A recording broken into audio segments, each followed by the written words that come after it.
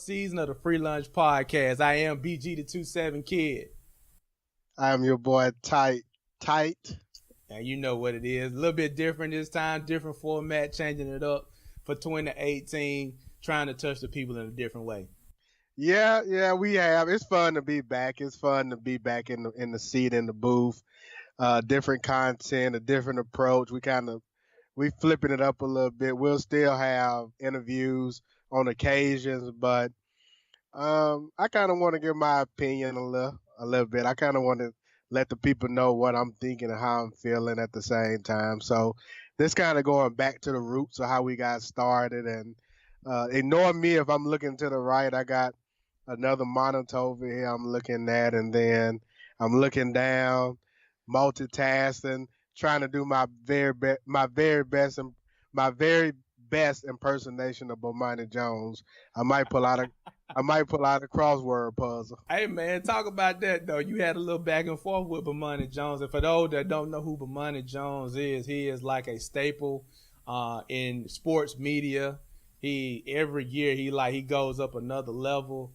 You seen him on what? He's been on highly questionable around the whole ESPN, several different shows in that format. He got some other stuff coming. So he is one to watch out for. But y'all had a little back and forth here last week. Tell us a little bit about that. We did. I mean, I just had an opportunity. He did an article with GQ that kind of features a feature story on him and his journey from small town radio host to now hosting his own ESPN show. And so reading the article on GQ,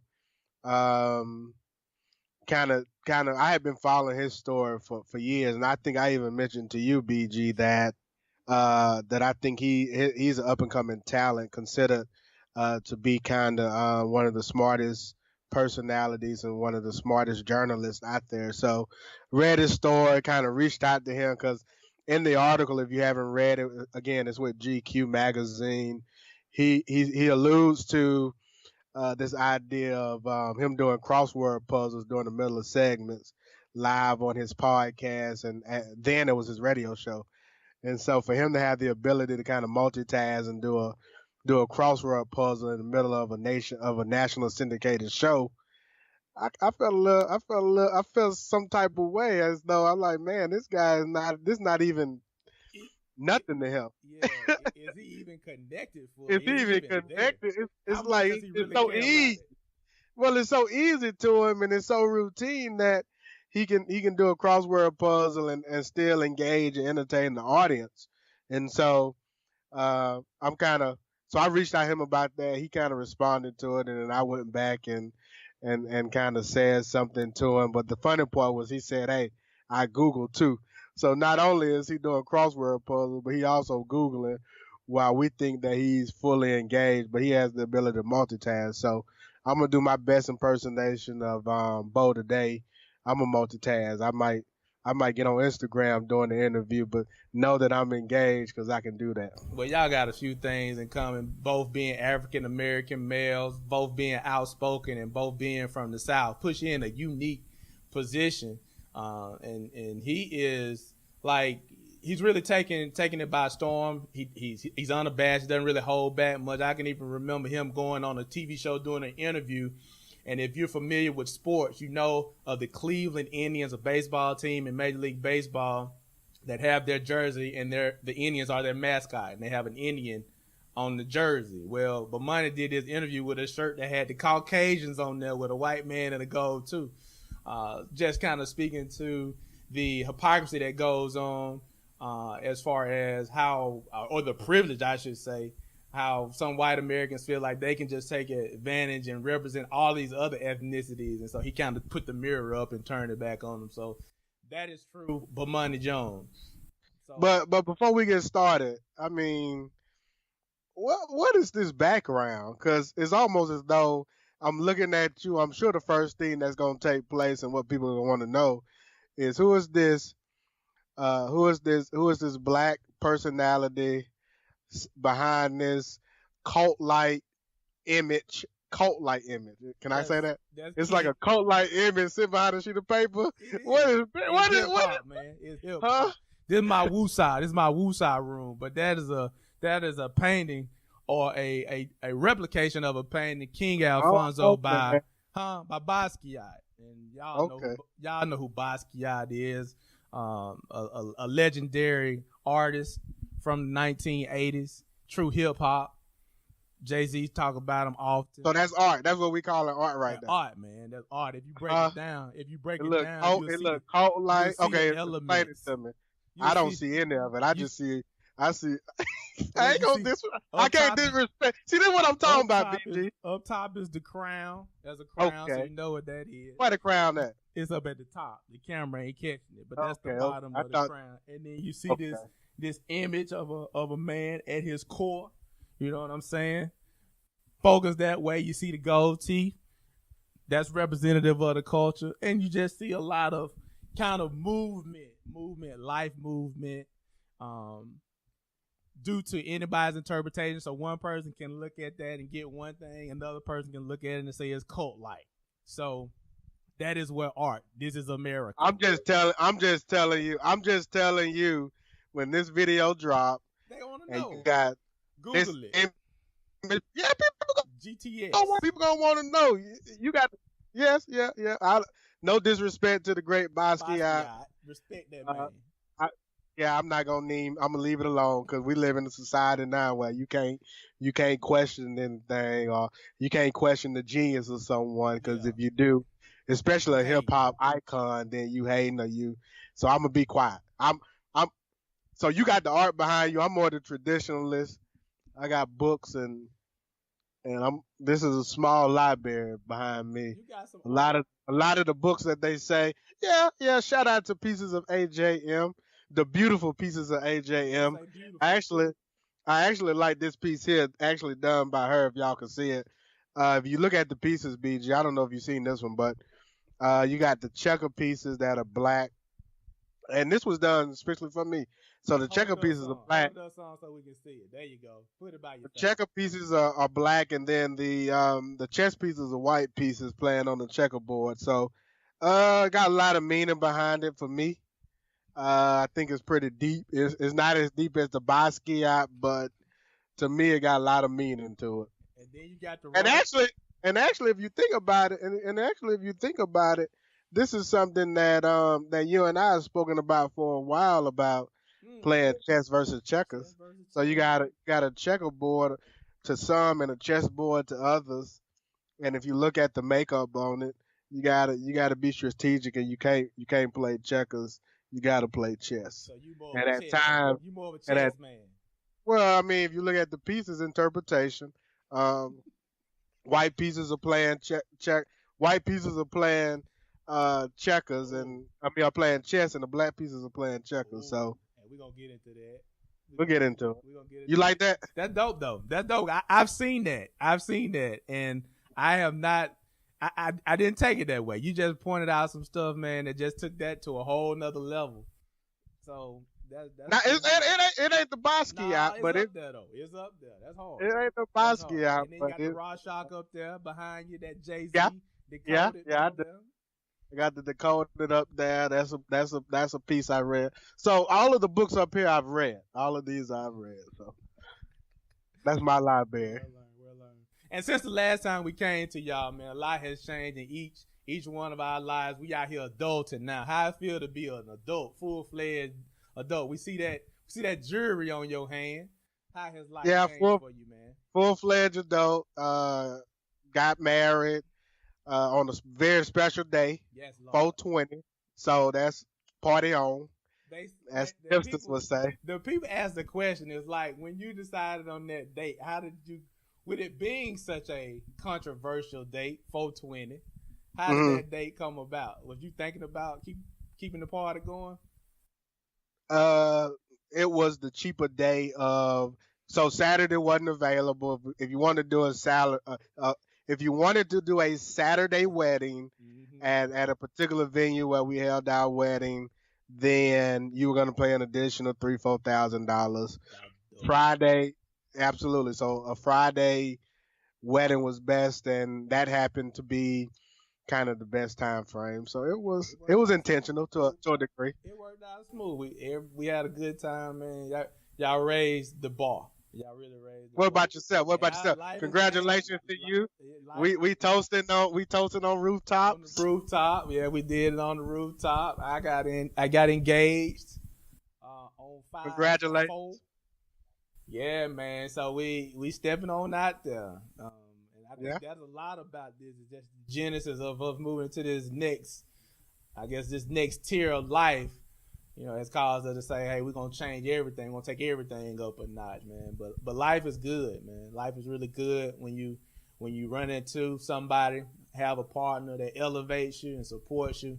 Ain't nothing like it. Ain't nothing like absolutely. it. Ain't nothing like it. Absolutely. So shout out to the wife and to the fiance, the On say fiance. the So fiance. shout out to the wifey and shout out to the fiance. So as we kind of transition Let's into get this new into it. phase of Freelunch podcast, I'm excited. It will be a new approach. It'll be a new kind of format. We'll still look to have guests on time to time, but I'm kind of excited about this about today. So let's get this thing rolling. Let go, let go, let But go. can you kind of explain the format to the people, or what you think? Well, the format, I think, for what we want to do, what we set out, the first time around we had a lot of information. We brought a lot of personalities who had stories to share. But this time we also wanted to add some entertainment value to that. So this show format going forward is going to feature us skimming the timelines, dipping into the current events, and posing questions and answering those questions with the level of expertise that we have. Some of the things will be truly opinionated. You may or may not like them, but they are our opinions. But at the heart of all of this is just to spark good conversations and to let people in to how we feel about it and to make it entertaining because we're different, right? We different. Our backgrounds are different. We approach life differently. And so some of the opinions that we'll share might be a little different than everything that you will hear on the Shade Room or whatever else is out there because of where we come from, and the value systems that are in place and the value systems that are changing. So it's gonna be fun. It's gonna be fun to hear some of this stuff unadulterated and uncut. I think so. I think it'll be fun. I think we'll be able to. I mean, at this point, I'm at a place now where I'm kind of like that old man that sits on the porch and just says whatever he wants to say, to a degree. So I kind of feel like I got some seniority in this podcast game because we kind of started this thing 4 years ago, 3 years ago. So Yeah. so we the elders now. So we not a new podcast that's launching. We the elders. So I'm gonna say what I think. I'm gonna have the courage to just step out there, and they probably won't agree. You and I probably won't agree, BG, and that's Mm-hmm. fine. That's fine. Um, yeah, we'll get up and do this thing next week and enjoy ourselves. And I'm sure I might say some things that contradict what the status quo thinks, and especially what probably some of the hip hop community may believe. But hopefully, I don't go too far off on the edge, like where make America great again, I had like won't let you. Kanye. I won't let you. You can I always wouldn't do. you can always count on me as their I friend to wouldn't. hold you accountable. I will not let you I down, would. Kanye. I wouldn't do it. But what's the first topic? You got it. You want me to start the first Yes, one? sir. Okay, Let's first go. topic. So background. So background into our first topic is it's a local topic, specifically to the Birmingham area. For those that are familiar, especially our audience members in the state of Alabama, are familiar with the Church of the Highlands, and the Church of the Highlands is probably one of the and actually this is a fact. It was featured in a in a magazine as one of the fastest growing churches, and the reason why is because it's almost as though it's a franchise style church. They have, I believe, over 16 campuses throughout the state of Alabama, and they're actually looking to launch one in my hometown of Mobile, Alabama.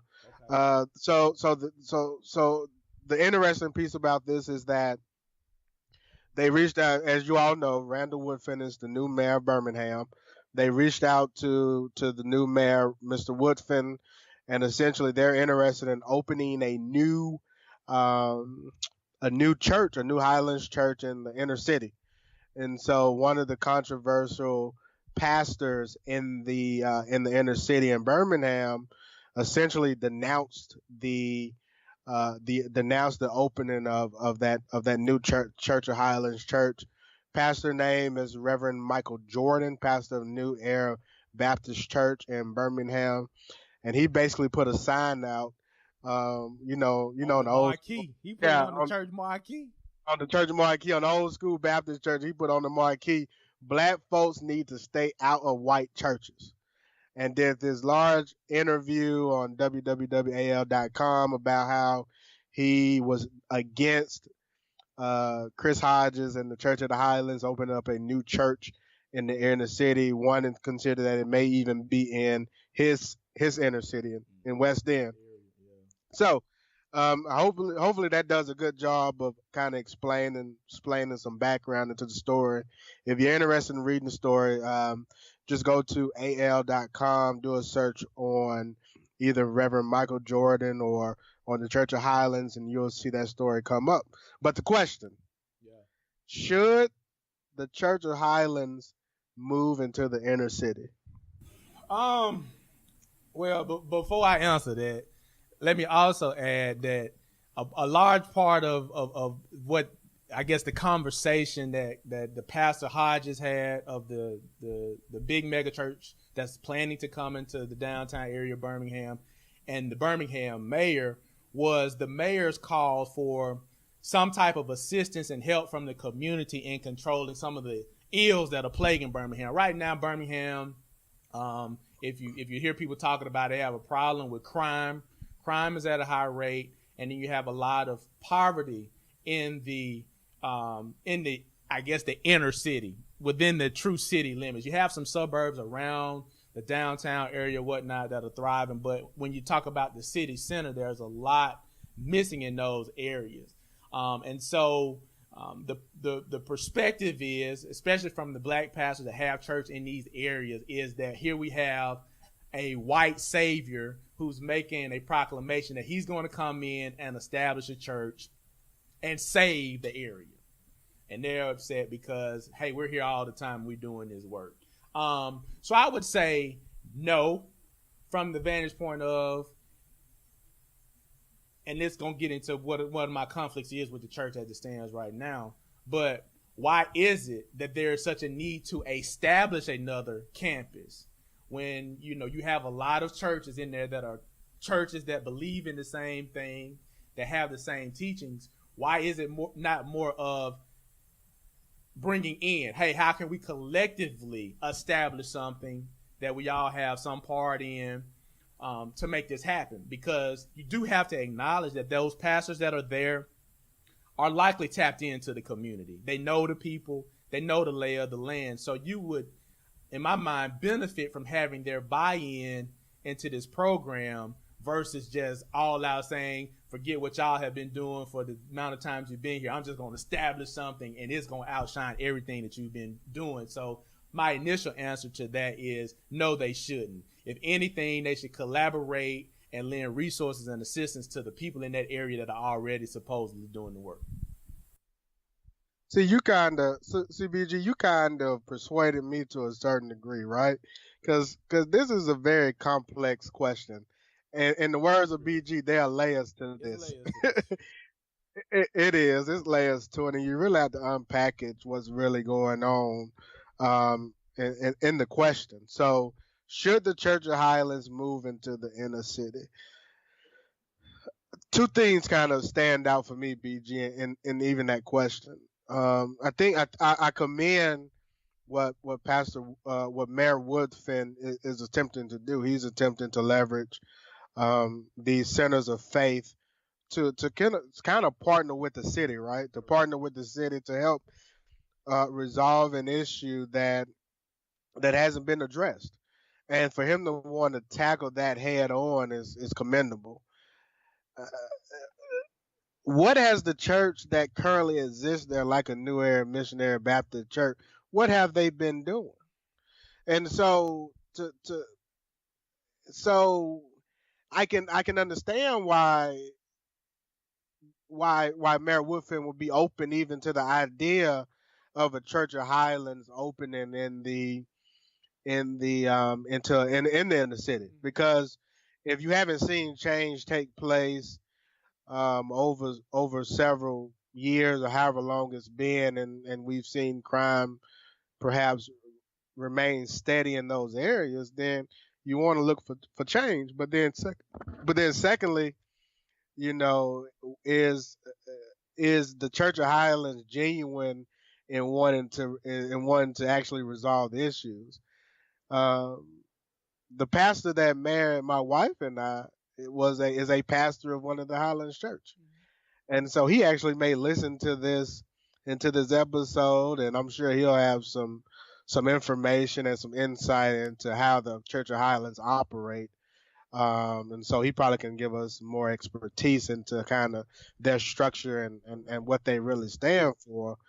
But I think the better approach to your point and the way that this could have kind of been addressed is perhaps if the Church of Highland has the idea that they want to establish a church in the inner city, and Mayor Randall Woodfin, if he's interested in that happening, bring both parties together, and rather than establishing a church, maybe establishing a community center or some type of outreach first, partnering together first, and if you don't see the results that you're interested in, then maybe allowing the Church of Highlands to take that full pledge and to open up a full blown church. But I think in this situation, given knowing our elders and understanding how they operate and how there's still a lot of, especially in the state of Alabama, a lot of old time,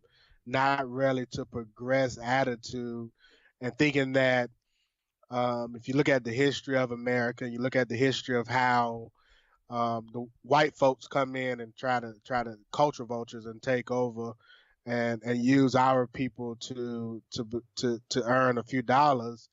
I think the presentation wasn't the best presentation, and it wasn't served to those people correctly. So that's kind of my thought and my approach on that. That's the fear. I think that is the fear when you have a situation of a Caucasian influence coming into a majority White folk. You can say white folk. White folks coming into a majority black situation is that fear of the gentrification.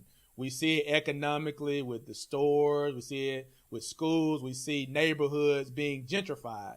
And so the fear is always, if we do have a situation where you're coming in, then like you said, it becomes where the interest of the people is lost, and the church in itself, the institution, benefits on the back of the people.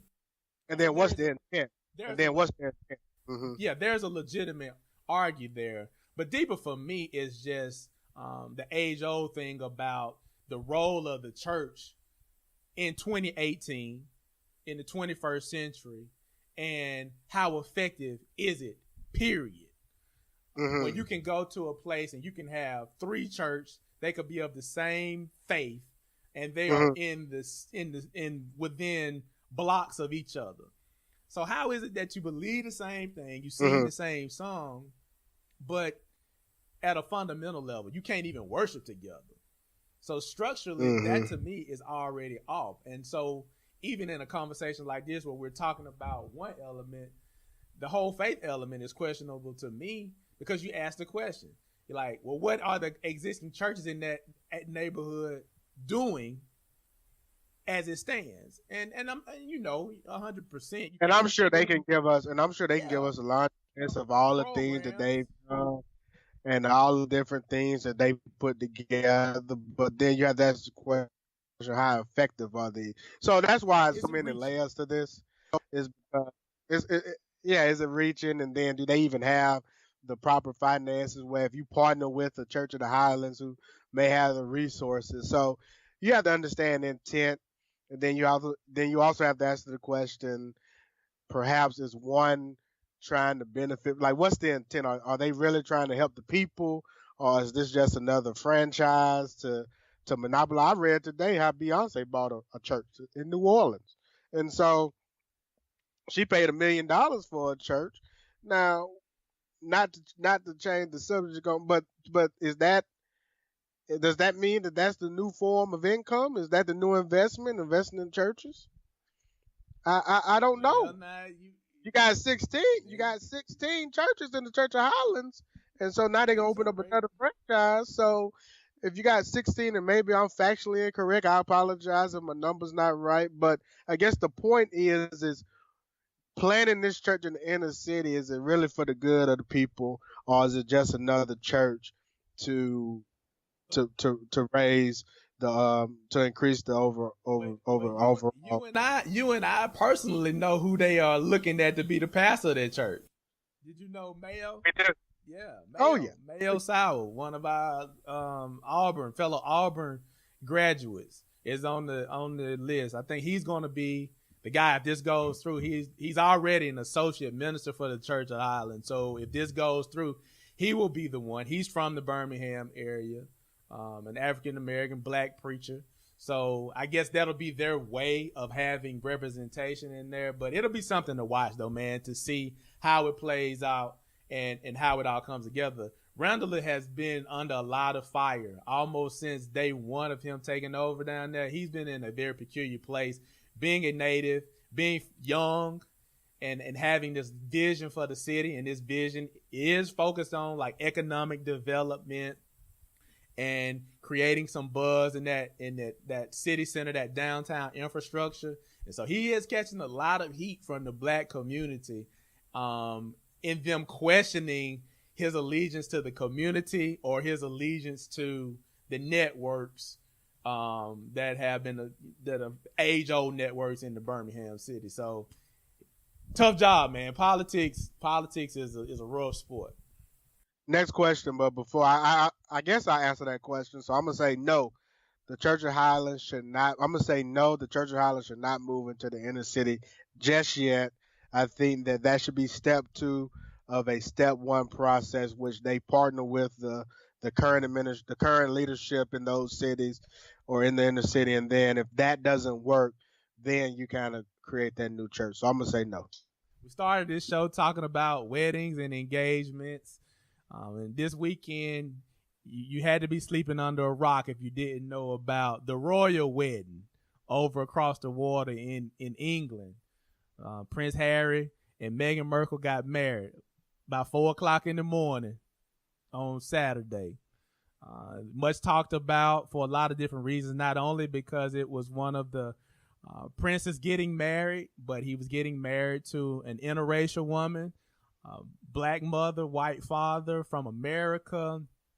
She's been divorced before. So there was a lot of things that were standing to shake this whole union up.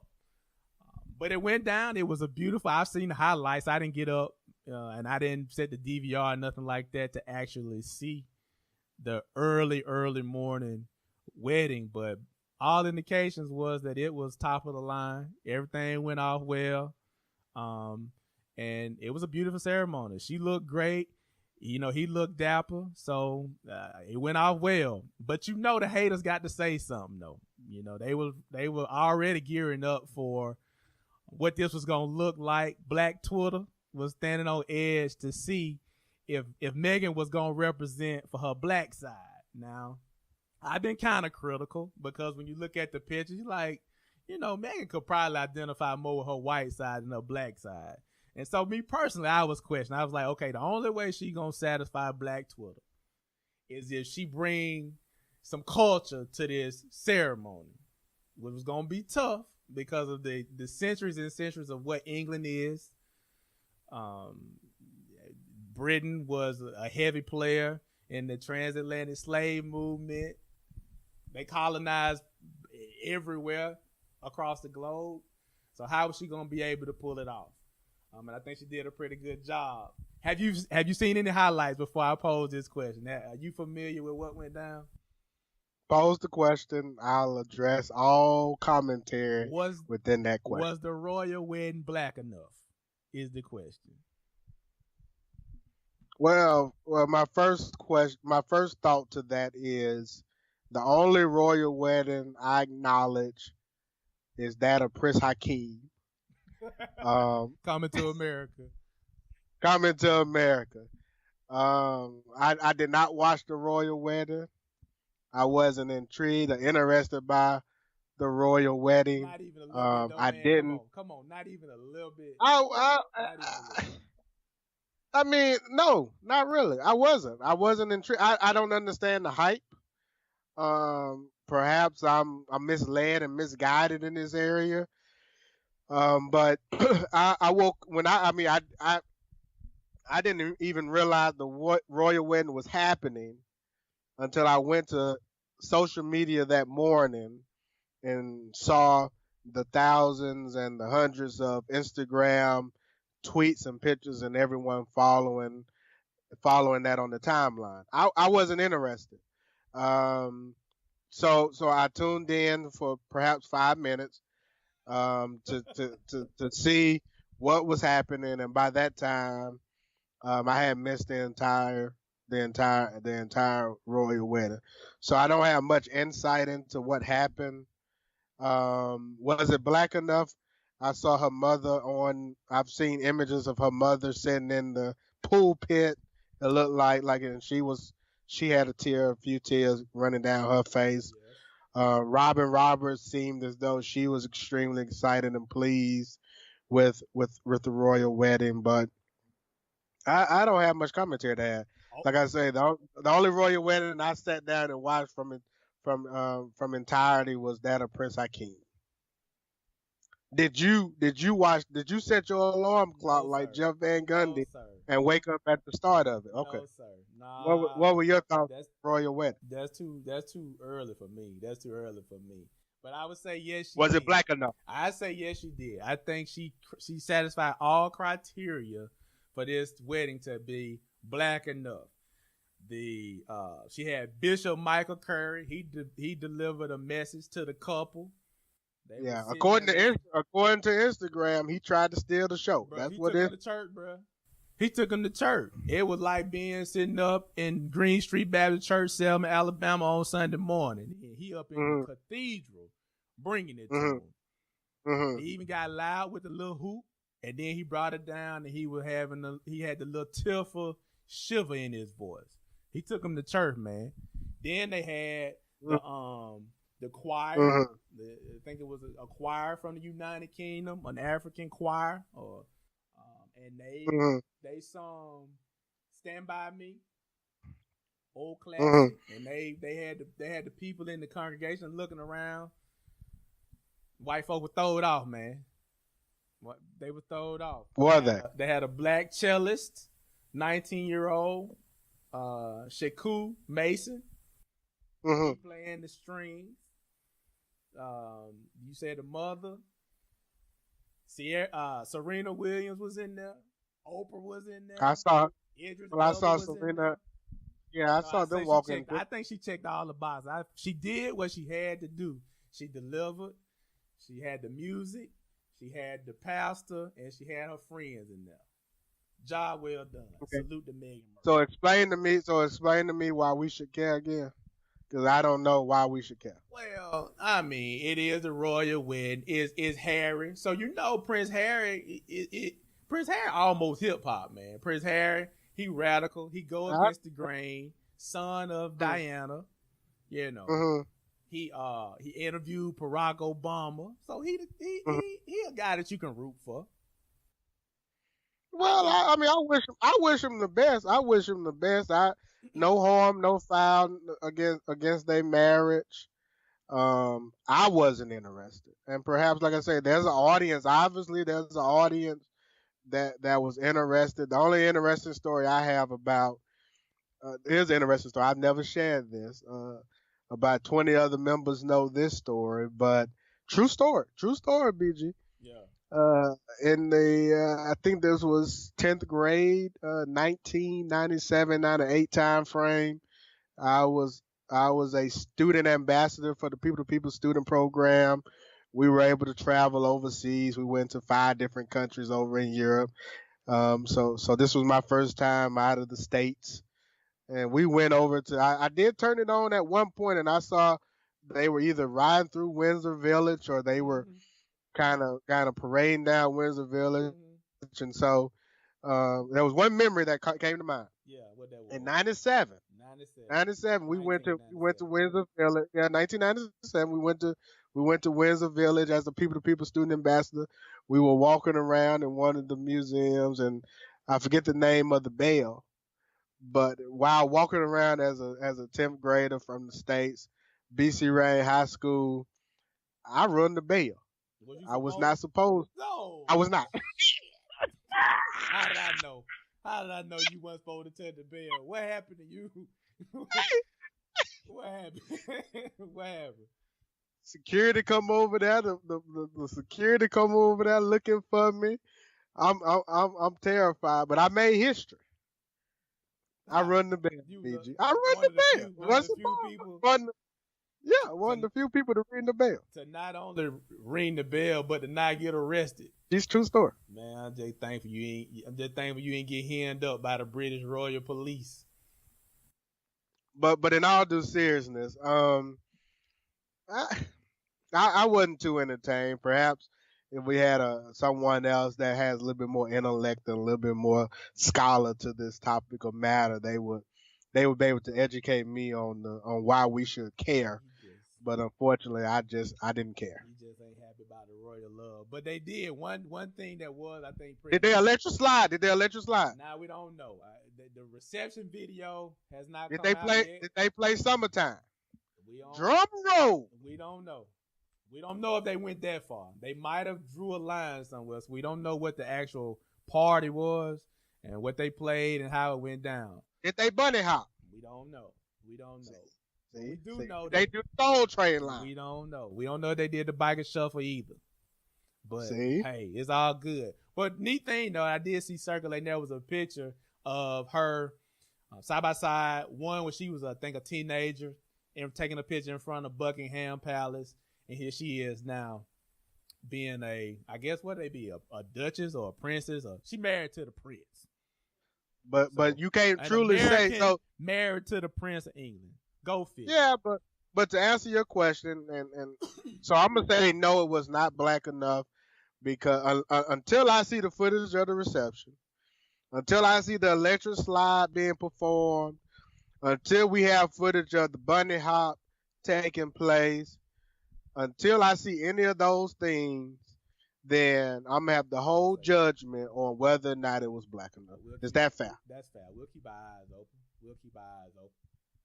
Next topic. Yes, sir. This actually kind of corresponds and is a great topic for what we just spoke about. And recently, what is it? Donald Glover, That's right. uh, Childish Gambino. Childish Gambino released his much acclaimed video. This is America. It went viral. I think he released it on a Saturday night, Sunday morning, and it was actually part of it. Released it after he performed on SNL. And after releasing the video, it was proclaimed that this was a life-changing, life-altering video. After watching that video and watching the memes and the internet and Black Twitter, etc., concerned with groupthink, BG. And so, what impact do you believe groupthink is having on Black folks in our society? And I asked that question with the royal wedding as an example, flooding our timeline, and it's one of those situations where if you disagree with the masses, then you may be going against the collective group. I'm one to believe that I'm in the minority. I'm not ready to crown the video as being genius. Um, I'm not one that's ready to say Gambino is a genius at this point. I do appreciate episodes of Atlanta. I can appreciate what he does as an artist, but the video wasn't all life altering. It wasn't this big new thing. So I guess the question is I am interested in your thoughts on the video, but more importantly, and the bigger picture is where are we at with this idea of groupthink and going against the the norm and what the group thinks. Well, one thing that social media has done is given everybody a platform to put their opinion out for the masses. And then on top of that, Mm-hmm. it gives people who are viewing your opinion an opportunity to basically agree or disagree, like or not like what you're saying. So your opinion has now become a way for you to get attention.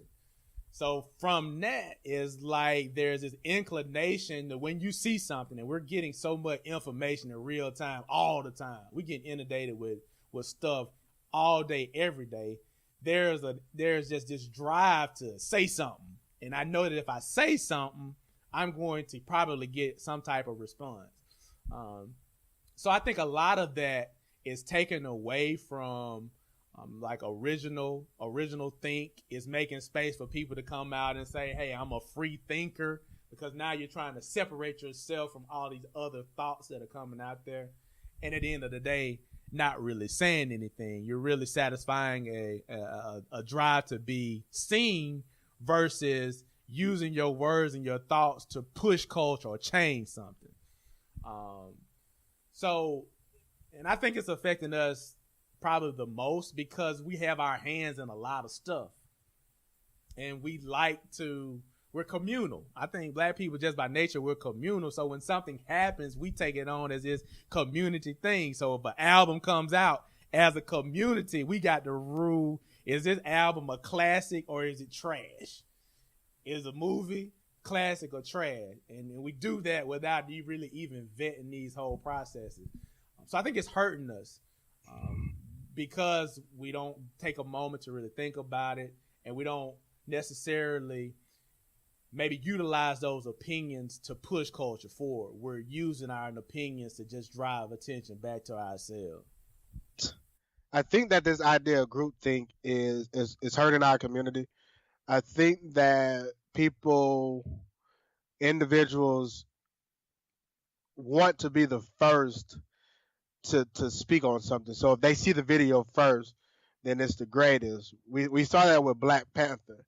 When Black Panther came out, which I thought was a good Marvel movie, you had to go and be the first, and then when you are the first, then you have to provide this opinion, and we don't allow art and different things to kind of just fit and grow and then come back to it and make a judgment or analysis. So I say all that to say that I think that, and if you go against what the majority of people think on social media, after not allowing something to kind of sit and grow, if you're the first one to come out and say I thought it was okay or it was good, then you're going against the masses. Then you get crucified.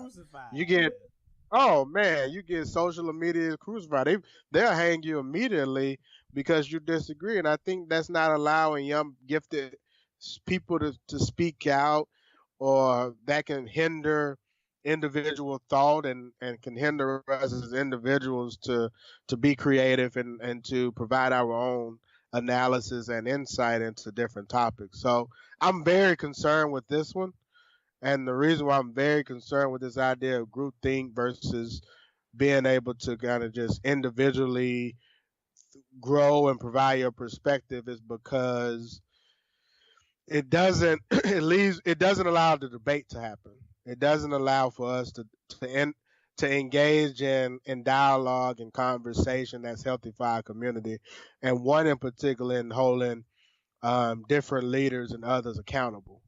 I think we lose the ability to hold different leaders accountable if you're seen as the minority on a particular topic or a particular issue. I agree. Now, if we were talking about the video, I guess we can move to that. I think the video visually was a good video.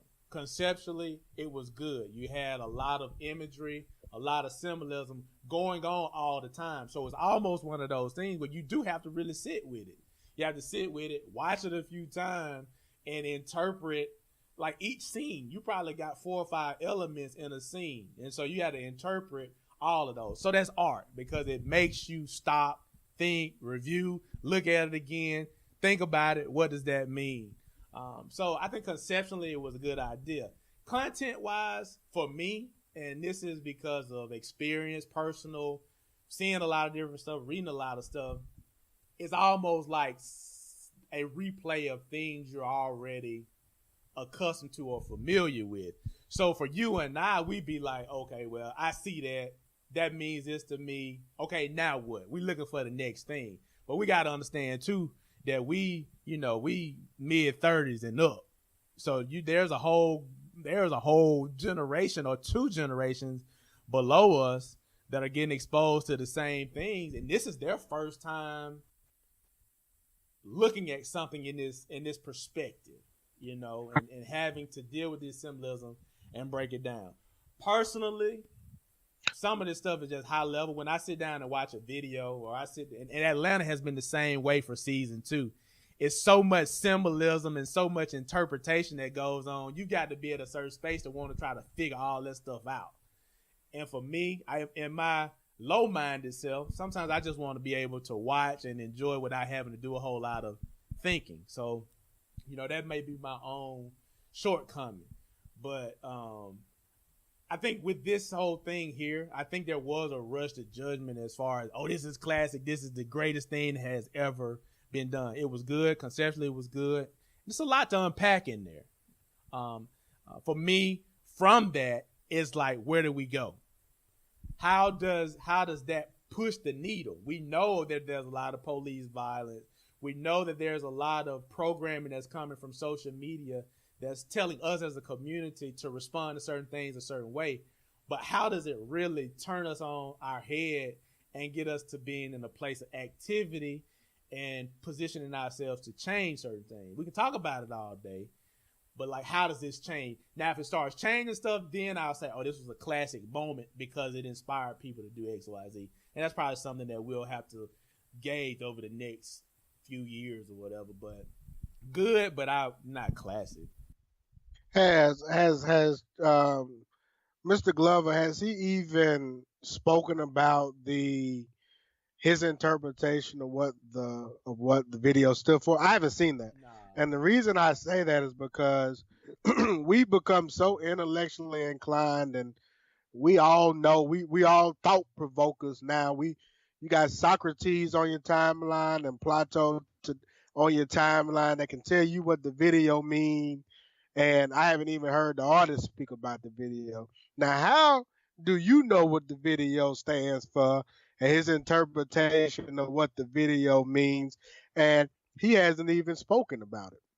And that's kind of where I get into this whole group thought and all the intellect. I think we become too smart for our own good.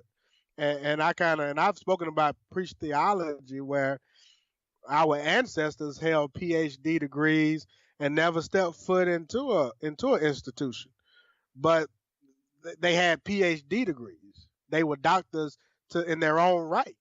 And so I think we become so book smarts and book savvy, and we become so intellect that we even can interpret what someone else is saying before they interpret what they were saying.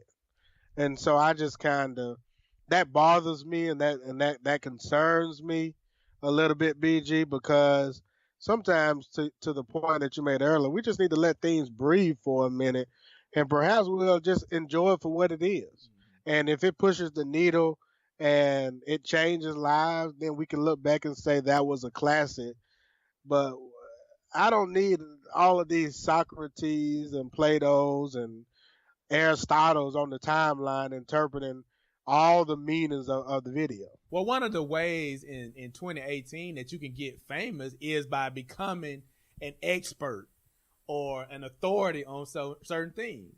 The intellect. An authority or intellect on pop culture or politics will get you famous. So then you have to ask the question, is this person speaking from the standpoint of raising consciousness, or are they seeking a platform that they can propel themselves and put themselves out there? Which would make you hasty in being the first one. I got to show myself as being the expert, so I need to be the first one to be heard. I need to be the loudest heard. And then people will likely, if they see enough of me and hear enough of me, they'll appoint me as an authority. Kind of the Kanye West syndrome. Kanye West put out a couple of albums. The albums speak to us, give us that feeling of like this is a guy reflecting our thing. We put him up on this pedestal, and then he ends up having a breakdown or a breakthrough, and then now he's trying to figure it all out. We feel let down because hey, we anointed you as a leader, a person that's gonna take us to the promised land, but this is just a human being going through life just like the rest of us. So it's just kind of that back and forth and that conflict of fame, notoriety, and really having purposes. I think it's a thin line, man. I think you can actually even start off on your journey being purpose-filled and being willing to just give yourself for the greater good of a whole. And then you find out that, hey, these people really will rock with me one way or another. And then it can switch into you serving yourself versus serving the people. So groupthink, I think groupthink has now become a place where you get your ideas out, you become the man, you become the leader, you become the next Dr. King, Malcolm X, you good. Write a book, tell a story, yeah, get a podcast, blow up.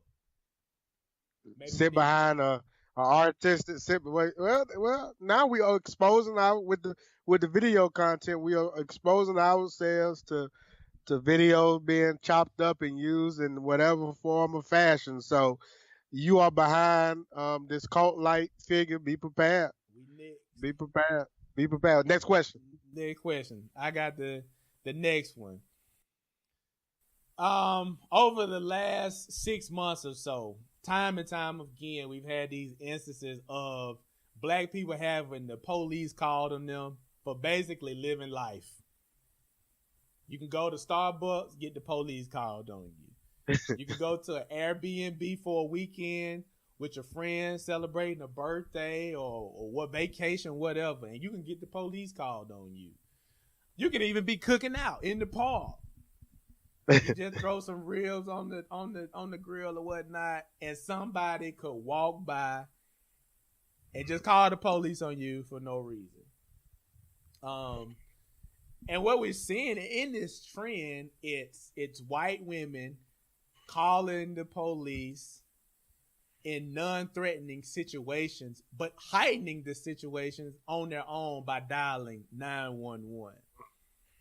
So, with that being said, 911 at one point in time was reserved for emergencies.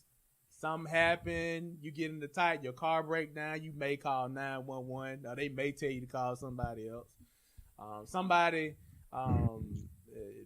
breaking into a car, breaking into a house, somebody getting into an altercation, somebody pull out a gun, something of threat to public, you would dial 911. But to dial 911 for nothing that's causing a threat to you or the surrounding areas, should there be some type of penalty for making that 911 call unnecessarily? Absolutely. But to answer your question, absolutely. But I'm at the point now, BG, as a black male, I don't even know, I can't even call 911. I've even instructed my wife, if something happened to me, don't call 911. That's almost, and it's sad to say, but I don't know what's going to happen if I call 911. Mm-hmm. So if I pick up the phone and I dial the numbers 911, I don't know who's going to answer the phone. I don't know what mood the 911 operator is going to be in. I don't know who they're going to dispatch. I don't know if that officer is having a good day or bad day when they dispatch. And I don't know how they're going to respond. So we're living in a time, and I've thought about this. Where did all of this happen? At what point does, as a black man, I go from thinking that the police is my friend to now intimidated and scared if 911 is dialed? You got innocent. I saw the video of the lady, I don't know. You get so much incorrect fake news on Instagram. I don't know where she works or what her degree is or what have you. But I watched 23 minutes of that video and how she went from threatening and questioning these young black men, these black men for barbecuing in the park about charcoal. Why are you even investing that? But then turning into the victim.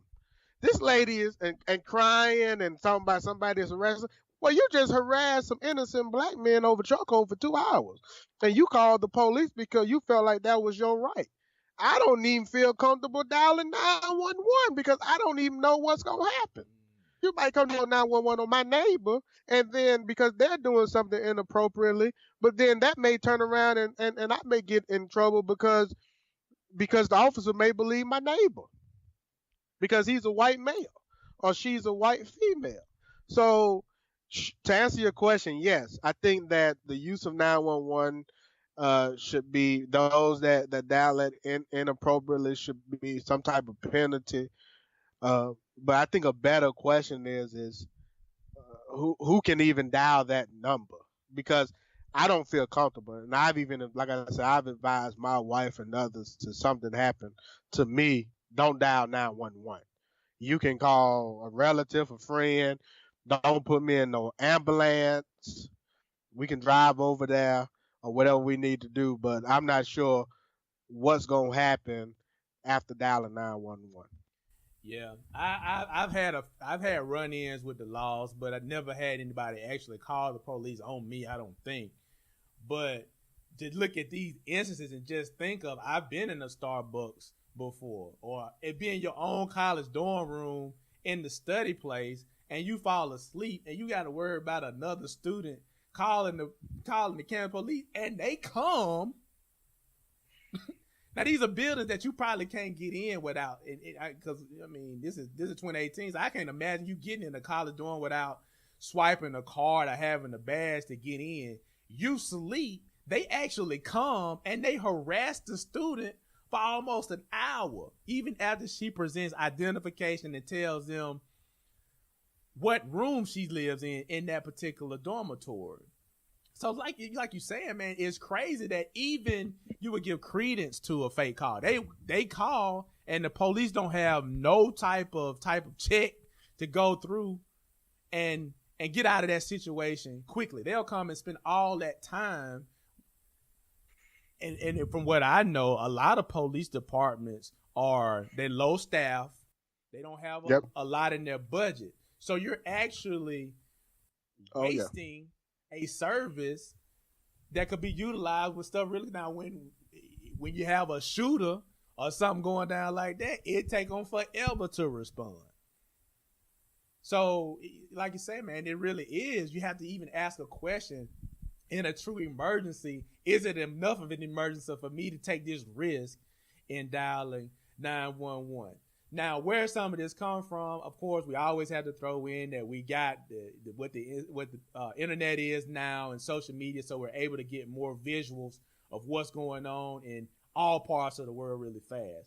So, is this an uptick from what has always been, or is this just a reflection of what has always gone on? We don't know. But to me, it's like an uptick, and we know that a lot of it is just because of where we are socially in this Donald Trump era. We know that plays a role in it, where they can reboot shows like Roseanne and have Roseanne, who wasn't political in the first go, now she a Trump supporter. So you know that's the go. And then just the visuals, I think that people are taking in to know that if you see these visuals of black men and women getting abused or getting killed at the hands of law enforcement, that there's a comfort in, if you call as a white person, especially as a white woman, that they're going to come and they're going to enforce the law just the way that you want it enforced, because in their minds, they feel like that white woman will be protected way more than anybody else that will be. So they know that if there's something going on, if they don't like something in their neighborhood, just call the police, and the police will naturally take their side. Absolutely. Which is unfair because we live in this country, we live in it together, and there are some things, like you'll have a neighbor that you may not like. They may do certain things in the comfort of their own home that you wouldn't do on your own. But because we live in this democracy, they have the right to do that. And you can't impose your will on what those people do. Right? So I think there should be a penalty. You call I think you answered the question. I think you answered the question. I kind of went off on a tangent, no, so I you apologize. I apologize for going off on a tangent and fully not addressing the question. But I kind of want to. Well, two things. So the interesting story, perfect example is my wife got into a car accident. Called the police. Police came out there. I'm traveling for work. I called. I have my wife put the police on the phone. I'm trying to get information. This officer isn't even interested in giving me the information after they dial 911 and just rude. And perhaps, like I say, I'm going off on a tangent about something that I probably has been inside of me. But do you call? Are you willing to call 911, BG? last Like that's resort, a question I pose you. It got to be the last resort last resort. Last resort. because I don't know. I don't know how the police gonna respond, even if I'm in my mind if I'm 100% correct. And I don't know if I'm out there how they gonna if they're gonna throw it back The on tables me. turn on you, correct. Table turn on me, and then I'm sitting here like I call you guys. So I'm not. That's sad. You call about a Because flat we live tire. in a You call about a flat tire. You broke down on the side of the road. They won't search your vehicle. they want to search your. I'm calling. What are you coming out there with? Why is the K9 dog out here? That's not even why I call you out here because I need some help to change a tire. And then you start getting questioning about stuff, and you're like, what's going on? And then before you know it, you getting a ticket or you going in the back of a cop car for something you don't know. And then unfortunately, that has been the experience of so many black folks. But then and this is a switch, but this is kind of tied into this whole law enforcement thing. So we do know that in Texas last week there was a school shooting. There was another mass shooting. A white guy, I hadn't got much off of the story, but a white guy went in and basically unloaded on another campus. And this is probably, we might be in double digits now as far as this type of thing happening. But the law enforcement had an interesting response to what needs to change. And it wasn't about more gun control or limiting access to guns and all that type of stuff. You know what it was? Mm-hmm. We got too many entrances into the school building. Too many doors to account for. So now we're looking at a possible remedy to this situation is having a building with hundreds of people in it, but you got one way in and one way out. Now, how many buildings would you have to restructure like this? And what type of other hazards does that open up? You got a fire that pop off or something go down, and you got to get all these people through one door. The insanity that's going on in these elements of life that are really important is baffling to me. That the person could even say that to the news outlets and know that it's going to be published and printed everywhere. I mean, he's one of the lead officials in law enforcement in that area. To offer that as a remedy is crazy to me. But that just speaks to that. Do you call that when you have an emergency? Do you call 911 and end up talking to somebody like that for assistance? I don't know. Like I say, I don't even know. I don't even know who can. But you was threatening to put the laws in the people's lives who didn't respond accordingly to them RSVPs, though. You did throw that out there. I did. We were going. If you came to the wedding and you were not invited, I was gonna put them laws in your life. Now those were the laws that I hired. You hired them, yeah. So So that was control security. That wasn't randomly calling the 911 operator and having who knows which officer gonna be dispatched and him accusing me of trying to break into my own home. Put them laws. Use the laws with caution. Use they at your will. own risk. Even if you Airbnb and if you see somebody white on the porch, you better wait because they might call the police. That's why I stay at Marriott. And not to y'all wanted to stay when we went down to South by Southwest. Y'all wanted to stay in the We Airbnb, sure and I said nope, We sure was not gonna gonna stay. do it. We sure We was gonna gonna stay. stay at an Airbnb in Austin. Nope, not gonna do it. Not gonna do it. That We're gonna stay in the resident, Marriott. that resident was on point though. Their breakfast had that fire breakfast. It did. It did. Next topic. So BG, Yes, sir. this is a little bit lighter, but something I'm interested in. For those that follow me, I believe in the UFOs. I think UFOs are for real. I believe some, and I believe the FBI got hidden files that have never been opened. But that's neither here nor there. Today's topic centers around Uber, and at their most recent conference, the introduction of them having Uber taxes. So, an Uber tax would be a flying taxi in which they would essentially allow for patrons at a similar or a share at a similar or at the same cost of a Uber drive. You would be able to eventually. Their goal is to allow for uh, a flying taxi. Think of the Jetsons, something to be able to pull you over. You get into a flying taxi with other ride shares, and they fly you to your destination. So, not so much about the topic of the Uber flying taxi. I'm not interested in the Uber flying taxi, and it would be. And here's another point. My understanding is that it would be self-driven. So you got this Uber flying taxi, self-driven, that would fly you to your destination faster and at the same price of an Uber car.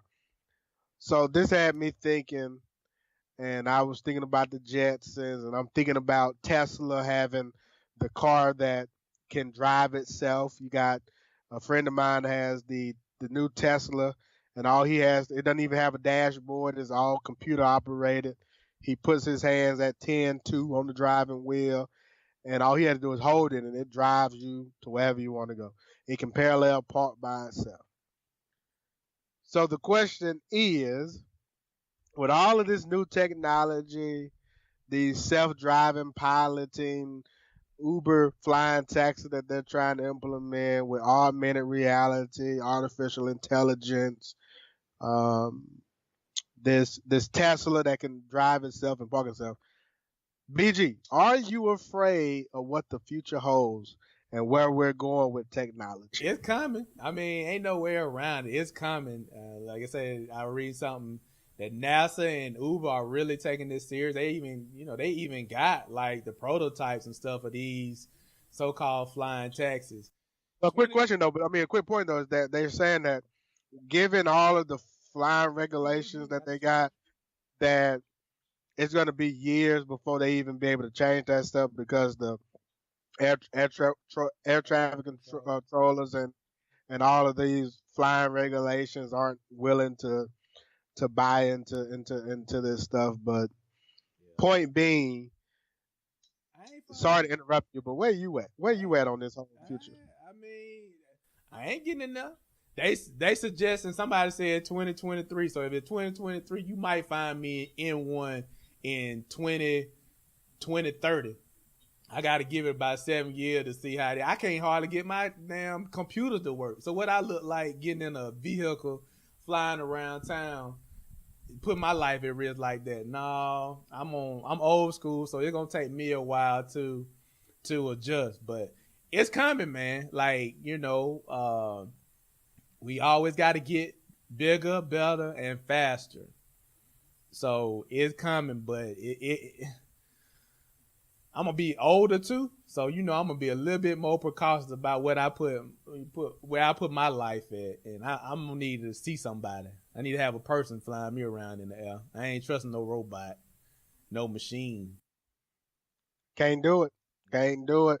I'm not getting in no flying Uber taxi. I couldn't see. We barely get in the regular Uber. What we look like? Get in the regular Uber. I don't trust the regular Uber. So what I look like in the flying Uber? I'm not getting in the flying Uber. I'm not interested in no Tesla driving me nowhere. I'm telling you, we living in some. I know they're gonna say I'm old school and I need to be up on technology, and this is scary. I'm telling you, BG, this is scary. I was the first one to tell y'all Facebook was the devil. I told you. Didn't want to listen. You got off College Club, went and got on Facebook, But and was now look at your lives. but was Everybody live, but huh? was College Club the devil or was it not the devil? No, it wasn't the devil yet. It didn't transform in. Facebook was the start of the devil. And so now with all of this future about the Uber taxi, with the Tesla driving you, we living in a time I'm not for it. I'm not for it. We building folks that can't even. I heard a story. A young lady got into a car and she was wondering why the car would only go 35 miles an hour. The kid, 19-year-old kid, say call her dad. Dad, car will only go 35 miles an hour. Well, did you hit the emergency brake, darling? She riding around had the emergency brake enabled. Didn't even know what the emergency brake was. Now she probably can. She probably got a degree in calculus, and she probably when it comes to having the intellect, probably brilliant, but don't even know how to take the brake off. I got another guy, he couldn't even change his light bulb. I had to call him mama talking about how do you change. So the point that I'm making there, Wow. we creating all of this animation and automation, and we disable and handicapping individuals from being human beings, and that's what the future is doing. That's what I'm fearful of. Yeah. Is that the future is going to create a generation of folk that can't even operate. That's legit. I mean, you got to adapt. They got another one that they trying to develop that's questionable. Where if you read the app is supposed to while you're walking on the street, you don't have to look up because the app is going to be able to also show you the ground and what's in front of you. Yeah. They're going to have people walking in the walls and poles all over the place from looking down. Looking Yeah. down, they're gonna walk all off the rail because they looking down at trying to play the Pokemon. That has happened before. People died. But yeah, I think there's a point where as things change, you have to adapt to certain things because they do become the norm. But I do believe that the people that can keep a fine balance of being able to navigate as a human being, but then being able to use whatever you need to use to amplify your life are the ones that'll be okay. Um, if you become the person that's totally dependent upon this type of technology and something like that, it's gonna be a problem because now you're at the mercy of whoever is at those controls. Something or somebody is going to be. They might not be in that Uber, but they're gonna be hitting the buttons or something to tell that thing where to go. And it's And that's a creating a problem. yeah, oh, absolutely, but it's creating a generation of zombies, and it's creating a generation of folk that, or it could create a generation of folk that, to your point, are naturally being controlled by machines, unintentionally, unconsciously, right? So to your point, that you become so dependent on the flying Uber taxi to where you can't even emotionally and critically think about how how to even go about getting somewhere, Getting around for real. getting around, getting around. You've That's become crazy. dependent upon that, and so that's my concern, and that's the reason why I see it. I see it today. I see it today with the phones. It really concerns me when I see folks on the phones. I was at an event yesterday and it's a birthday party, but you're at the birthday party and 50% of the people are on their phone. This is grown And people. This is a little kid part. adults, this is adult, this is adult, but this is young adult. Everybody on their phone. Now I had a great time. I'm talking to the 82-year-old grandmother who is giving me instructions on how to get to her house using Blue Flame as the landmark. So we had a very entertaining time. Wow. The blue flame. That's the landmark to get to her house. If you, Yeah, to she turn say, left when you get. What she say? When you get to the blue flame, do what? if when you get to the blue tank, you turn right. If you pass the blue flame, you're gone Gone too too far. far. You gone too far. From the 82-year-old grandmother, she know about But that flame. everybody else are missing out on that conversation because now they on the phones, and rather than enjoying the moment and building those memories, they too picture trying to capture the memory on the boomerang and on the live chat. And so I guess the point that I'm making is that I can see what animation and automation is doing and what technology is doing. And my concern is that the future holds more of that. And if we are not alert to what's happening and the manifestation that's taking place, I think we're going to become a society full of zombies. Yeah, I'm being a late adapter. I'm gonna choose late adaptation on that. Absolutely, absolutely. So I think that's all the questions I have for today. Did you have any more? Man, that's it, man. Only other thing that rests now is the basketball conference finals. We got the tonight after this recording, we got the Warriors and the Rockets. Yo home, are you a Rockets fan? Being that you spent some time in the Rockets, so you got the Rockets in this series. Absolutely, absolutely. Big time Rockets fan, and a Wizards fan. I currently reside in Atlanta, not a Falcon. By no means am I a Falcons or a Hawks fan. Uh, I kind of tend to the cities where I live for a little while. Shout out to the Rockets. So that'll be a good one, man. Hopefully that series will stay competitive and they'll take it down to the wire. But now outside that, man, that's all I got. Missed out on that Preakness yesterday. I hate that. That damn Bravo came and just wrecked everybody's brackets. I am interested in getting your opinion perhaps on next week's show. Talk sports gambling and the impact that that's going to have on the different markets. I'm interested in that topic. I think it's an interesting topic. I do I do enjoy watching the Derby, the Preakness, and the Stakes. I do enjoy the research that goes behind it and partaking in the bets where applicable for entertainment purposes only. Um, but but I watched the Preakness yesterday. It was foggy out there.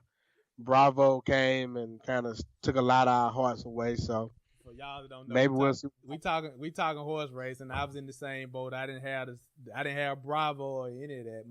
The horse that I picked to win won, but I was hoping to come up a little bit on the other placement. But it's always what's next?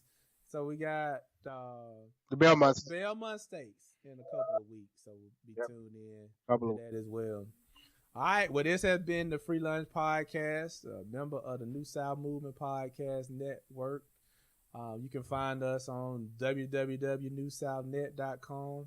Also on SoundCloud and Apple Podcasts. If you search New South, you'll find the whole family, and we are a part of it. You can find us there. I am BG the 27 Kid on Instagram, BG_DA27KID. Man, it's been so long since I've done this. I'm having to think in my mind, like, is this right or is this wrong? It's been a minute. But yeah, Instagram, BG_DA27KID. You can find me. Reach out. If you got topics, anything you want us to talk about on this podcast, drop me a line. We'll make it happen. Absolutely. This is your boy Tight. You can catch me at tight_, and this is the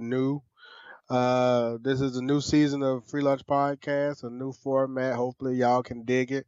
Like I mentioned earlier, we'll still continue to do interviews on occasions, but we kind of got some shit to say too, so we want to give our thoughts and our opinions on different topics. So I hope y'all enjoy it. BG, be mindful of that coat painting that you got behind you. You're going to get a lot of commentary on it. It's going to be here, man. That's classic. That classic art. Classic art.